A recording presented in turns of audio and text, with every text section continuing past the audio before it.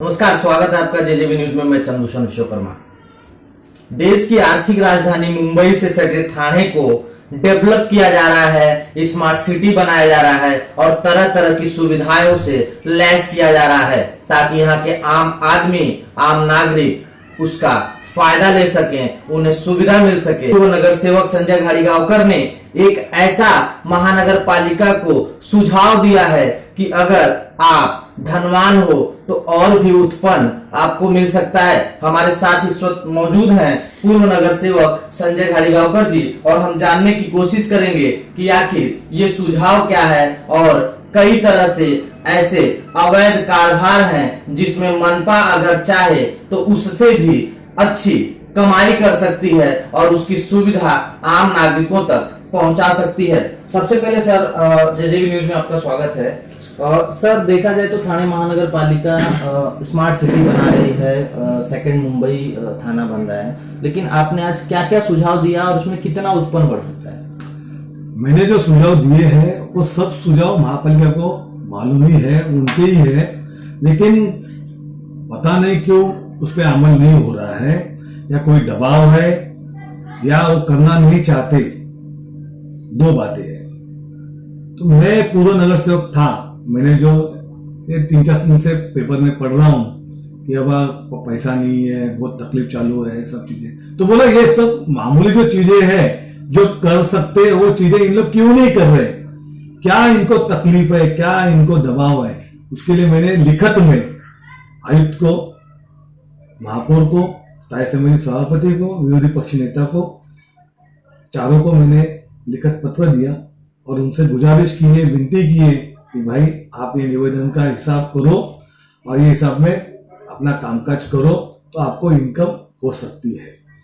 Sir, क्या क्या इसमें आपने सुझाव दिया है, क्या क्या मुद्दे हैं? आपने और भी एक मुद्दा दिया है कि अवैध जो है यहाँ पे बैनरबाजी हो रही है जिससे कई करोड़ों का नुकसान ठाणे महानगर पालिका को हो रहा है। क्लस्टर के मुद्दे हैं जिस पे अभी तक काम नहीं शुरू हुआ है, तो इसमें मेन मुद्दे क्या है और कितना उससे इनकम आ सकता है पालिका को? ऐसे अपन एक एक करके लेते हैं।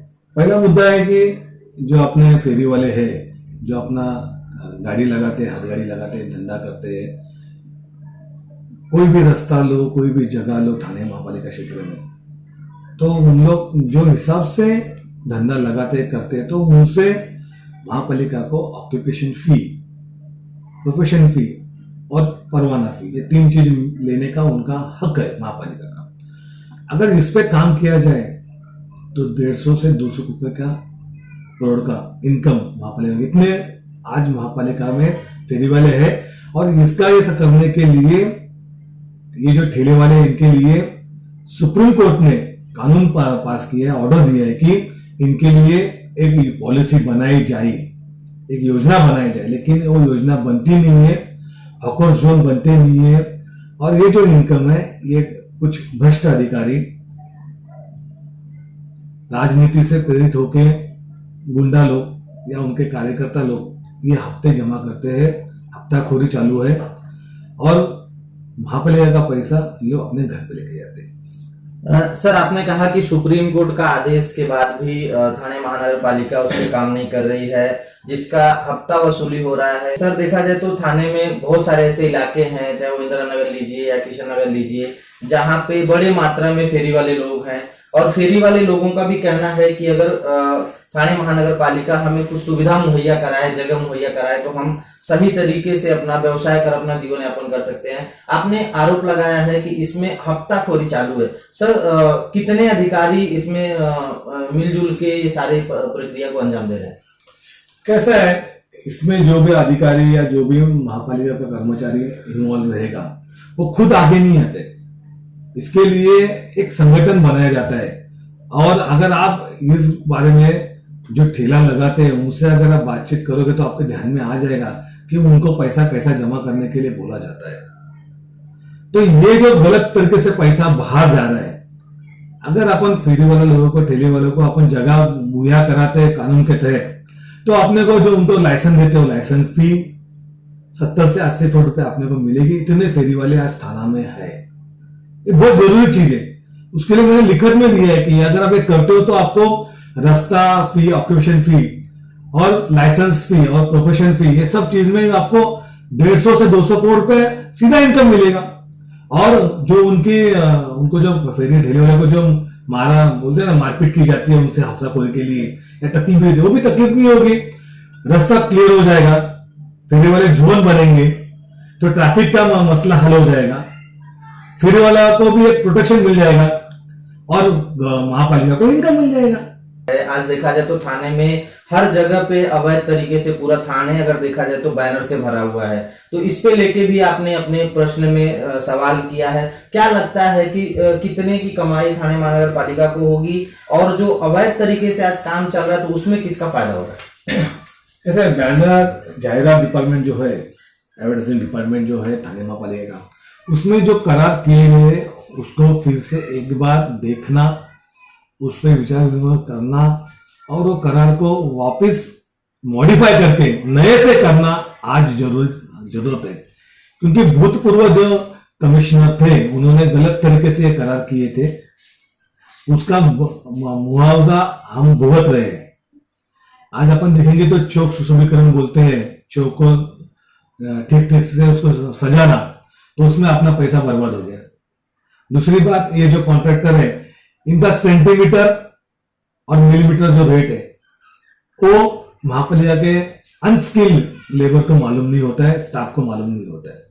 तो इसका टोटली अगर अपन व्यापारीकरण करते हैं, कमर्शियलाइजेशन करते हैं, तो अपने को उनकी ये चोरी एडवर्टाइजिंग की ये पकड़ी जाएगी। एक दूसरा, जो बैनरबाजी है, बैनर की जो फी लगाई गई है वो फी में बैनर एक दिन की जो फी है वो एक दिन के फी में बैनर बनता है, बराबर है। उसके लिए ज्यादा फी करके वो लगाते नहीं, क्योंकि ज्यादा फी क्यों फी करके बनाई गई है कि होर्डिंग के रेट्स ज्यादा है और उसमें उनको इनकम मिले, ठेकेदार को, महापालिका को नहीं मिले। ये जो लूपहोल्स रखा गया है इसको अगर सुधारती है महापालिका, वो ठेका फिर से उसको रिसाइकल करती है, तो आपको इसमें इनकम जनरेट होगी।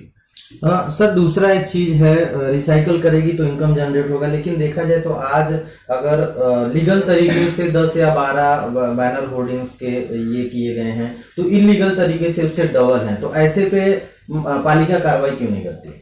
हाँ, मैंने जो यही बोला ना, हाईकोर्ट के क्लियर डायरेक्शंस है कि जो इलीगल होर्डिंग है, इलीगल बैनर है, उस पर गुना दाखिल करके और रिमूव किया जाए और उसे मुआवजा दंड भी वो वसूल करना जरूरी है। लेकिन वो वसूल किया नहीं जाता है, इसका पीछे का रीजन महापालिका अधिकारी जो है उन पे जो दबाव बनाया जाता है और जो धमकी दी जाती है उनको कार्रवाई के टाइम पे, वो है। साथ में पुलिस मुहैया की जाती है कार्रवाई में, लेकिन पुलिस को भी प्रेशर रहता है, लोकल पोलिटिशियन को, सीनियर को भी दबाव आता है कि कार्रवाई को जाएगा तो ज्यादा बात नहीं करने को बोलने का, स्टाफ को चुप खड़ा रहने को बोलने का। यानी फोटो खींचने के लिए कार्रवाई की जाती है, रियल में कार्रवाई नहीं होती है। अगर रियल में कार्रवाई अगर चालू कर देना तो अवैध बैनर, अवैध होर्डिंग थाना में दिखेगी। सर एक लास्ट सवाल, देखा जाए तो कई सालों से थाने में एसआरए की प्रक्रिया को कहा जा रहा है कि जहाँ पे भी, जैसे किशन नगर आज देखा जाए तो इलीगल बिल्डिंगों का भरमार है, उसके वजह से काफी दिक्कतें हो रही हैं, लोगों को ट्रैफिक का भी दिक्कत हो रहा है, बाकी रोड जो है वो सारे जाम हो रहे हैं। तो ऐसे पे टीएमसी को कितना जल्दी काम करना चाहिए और राजनेताओं को कितना आगे आना चाहिए इसमें? ऐसा है, अभी क्लस्टर डेवलपमेंट जो स्कीम के बारे में बात कर रहे हो, वो स्कीम की जो मंजूरी की प्रक्रिया है वो चालू है। ऐसा गवर्नमेंट ने डिक्लेयर किया कि क्लस्टर योजना गवर्नमेंट बनाएगी, उसको मान्यता देगी मंजूर करके, लेकिन उसके अंदर विविध जो रूल्स रेगुलेशन फॉलो करने हैं, जैसे एमआईटीपी एक्ट के कलम 37(1) के अंदर उसके जो हेयरिंग्स होते हैं, सुनावनी होती है, उसको कंप्लीट किया जाना बाकी है। 17,700 हेयरिंग्स है। तीसरी बात, इसका ये होने के बाद जो लीज होल्डर, जमीन के मालिक है या जमीन मालिक है जिनके नाम पे 7/12 है, उनसे बातचीत करना। उसके बाद में इम्पैक्ट असेसमेंट रिपोर्ट जो है सरकार के तरफ से जमा की गई, थाना ने जमा कर दी, थाने महापालिका ने हाईकोर्ट में, तो उसकी जो अमल बजावनी करनी है तो उसके लिए कामकाज करना। ये उसमें अंदर चार डिपार्टमेंट, यानी 4 चीजें जरूरी है जो फॉलो नहीं की जा रही है और उसका राजनीति के लिए इस्तेमाल किया जा रहा है। अभी जैसे ही क्लस्टर योजना का पूरा मंजूरी लेने का बाकी है, लेकिन सीएम साहब आके उसका भूमि पूजन कर गए। यानी सीएम साहब को यह चीज की पूरी जानकारी दी गई कि नगर विकास डिपार्टमेंट की तरफ से ये एक मसला इधर अभी तैयार हो गया है, इधर एक सवाल खड़ा हो गया है, या सीएम साहब ने हमको फंसाया क्या इधर आके, ये दूसरा सवाल है। और तीसरा सवाल है 17,700 हेयरिंग्स बाकी, मेरे खुद की इधर की हेयरिंग पेंडिंग है, तो स्कीम मंजूर कैसी हो गई, यानी लूपहोल्स है। आगे का मसला यह है कि महापालिका खुद बांधने वाले नहीं है, तो महापालिका इसका सर्वेक्षण अभी क्यों कर रही है मंजूरी होने के पहले ही। यानी ये राजनीति है, जैसे चुनाव आते हैं ना वैसा क्लस्टर बाहर आ जाते हैं। ये 20 साल से राजनीति चालू है। अभी इनके पास नगर विकास डिपार्टमेंट है, सिंधे साहब के पास, महापालिका उनकी है, मुख्यमंत्री उनके हैं, आज कांग्रेस सहयोगी है, उसके लिए हम लोग इनको सुझाव दे रहे हैं। सुझाव से इन्होंने अगर कार्रवाई पूरी नहीं की तो रास्ते पे उतर के इनको जवाब दिया जाएगा, क्योंकि मेरे को तो ऐसा लगता है कि ये राजनीति के लिए इसका यूज करके बाद में कोई तो भी जाके इसको कोर्ट में अटकाएगा। मैंने पहले से इनको लेटर दिए है 4 कि ये जो योजना मंजूर की है ये वापस कोर्ट में कोई अटकाए ना, इतना इसका प्रोसीजर क्लियर करो, सब कानून में इसको बिठाओ। और ये सब करते समय ये जो मैं इनकम के मैंने इनको जो इनके मार्क दिखाए, जो मुद्दे दिए, इसमें से जो बिल्डिंग अभी जो गिरती है, जो इसके लिए संक्रमण शिविर बारिश के पहले बनाया जाए, कब कौन सी बिल्डिंग नीचे आ गई बोल नहीं सकते, आज इसका कोई गारंटी नहीं है। तो जीवित हानि और वित्त हानि दोनों रोकने के लिए संक्रमण शिविर पहले बनाओ, फिर आगे प्रोसीजर जो भी करना है, प्लान पास वगैरह सब करना है वो करो।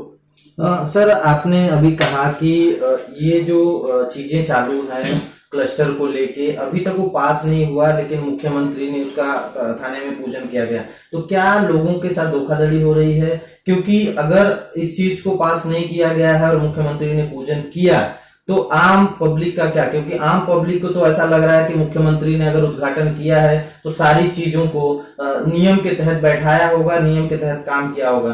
तो ऐसा क्या लगता है, इसमें राजनीति है या लोगों को जानबूझ के फंसाया जा रहा है? इसमें 100% राजनीति दिख रही है मेरे को। मेरा वैयक्तिक, मेरा खुद का पर्सनल ओपिनियन है, जितना मैंने ये क्लस्टर पे काम किया है, क्योंकि क्लस्टर की नींव मैंने रखी थी, तभी मैंने एक स्कीम दी थी। पृथ्वीराज चौहान साहब जो पूर्व मुख्यमंत्री थे उनके पास ये मंजूर हो गई थी और अशोक चौहान साहब ने इस पे काम चालू किया था, तो दोनों मुख्यमंत्री के पास मैंने बैठ के इस पे मैंने चर्चा की थी, मेरे व्यूज रखे थे, साथ में सब अधिकारी भी थे। तो ये चीज में मुझे मालूम है क्या होना चाहिए क्या नहीं होना चाहिए। जो कानूनन बातें हैं, जो कानून प्रक्रिया ये पूरी किए बिना ही इधर सैंक्शन पूरा होने के पहले ही भूमि पूजन किया गया। यानी मुख्यमंत्री साहब ने क्यों किया, ये आप सवाल उनसे कीजिए या नगर विकास डिपार्टमेंट से या नगर विकास मंत्री से कीजिए। सर, आप एक पूर्व नगर सेवक हैं, आप सारी चीजों को लेके, कई मुद्दों को लेके आपने सभी लोगों को पत्र व्यवहार किया है, लेकिन आप एक समाज सेवी भी हैं, काफी चर्चित समाज सेवी हैं। आप आम लोगों से क्या आह्वान करेंगे इस चीजों को लेकर? मैं आम लोगों से ये आह्वान करूंगा कि मैं जो ये पत्र दिया हूं और मेरे जो इंटरव्यू में दे रहा हूं, वो इंटरव्यू को ज्यादा से ज्यादा आप शेयर करो, फॉरवर्ड करो व्हाट्सएप पे। अपने नगर सेवक, महापालिका के जो अधिकारी अपने कांटेक्ट में रहेंगे, जो राजनेता, राज्य के कार्यकर्ता रहेंगे, उनके पास भेजो, तो उनको थोड़ी सी तो लगे यार कुछ तो करना चाहिए। भले 100% काम ना करे, 50% भी काम किया तो भी अपने को कम से कम ये पार्ट 1 में 500 करोड़ रुपए हाथ में आ जाएगा इनकम, जिससे अपने कुछ विकास काम में कोई शुरुआत हो सकती है। सुना आपने कि किस तरह से पूर्व नगर सेवक गाड़ीगांवकर ने महानगर पालिका को एक आईना दिखाया है कि अगर 1000 करोड़ तक इनकम पालिका की बढ़ जाए तो पालिका के आयुक्त ये कहने पे मजबूर नहीं होंगे कि नया काम करने के लिए हमारे पास पैसे नहीं है। तो वहीं सारे आम नागरिकों को भी अपने अपने नगर सेवकों से, विधायकों से और संबंधित अधिकारियों से लगातार ये सवाल पूछना चाहिए कि आखिर जो हम टैक्स पे करते हैं उस टैक्स का आपने क्या किया।